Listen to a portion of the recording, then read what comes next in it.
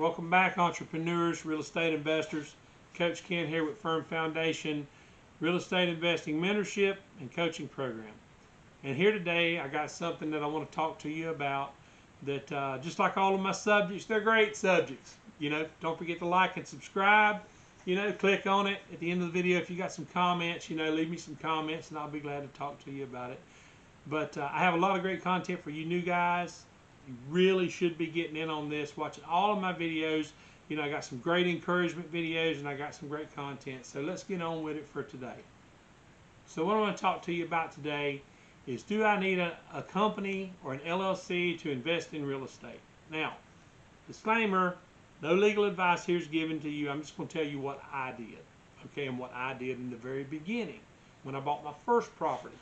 Yes, I did create an LLC to start buying properties back whenever I first started, and that was because my mentor that I used had encouraged me to do so.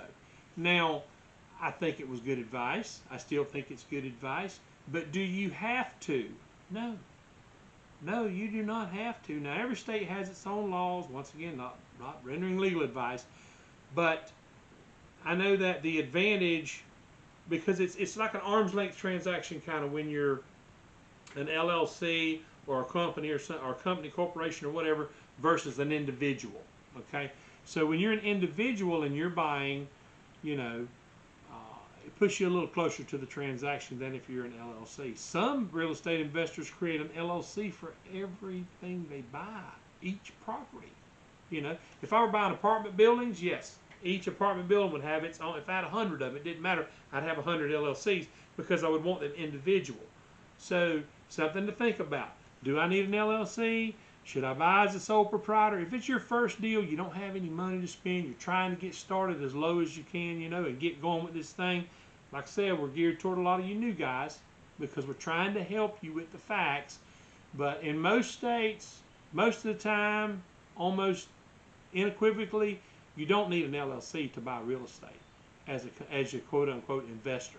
Okay, you can buy in your personal name. Now, does that change your tax ramifications? Not lending any tax advice, but yes, it does. So these are things to bear in mind, whenever you're buying real estate, whether you want to buy under a corporation, whether you want to buy under a personal name, whether you want to buy under LLC, or however you want to buy. I just encourage you to get started, however you do. If you can't afford an LLC right now, don't worry about it. If you can't afford to incorporate, don't worry about it. Go out there and get that deal, man. Get that first deal. Then you got some money to work with and you can move forward from there. But I just want to encourage you, do I need this? No, you don't absolutely have to have it. Does it offer a little protection? Yeah, it does. So bear that in mind when you're going out there and you're starting your real estate career. You want to get started for as little as you can get started. Okay, the main thing is just to get started. Click like, click subscribe. Come back for more great and fantastic information geared toward you new guys. Leave a comment if you'd like. If you want to tell me what your state does, that's great. Or tell me what you did, that's fine. But I did start with an LLC. I'll see you guys in the next video, okay?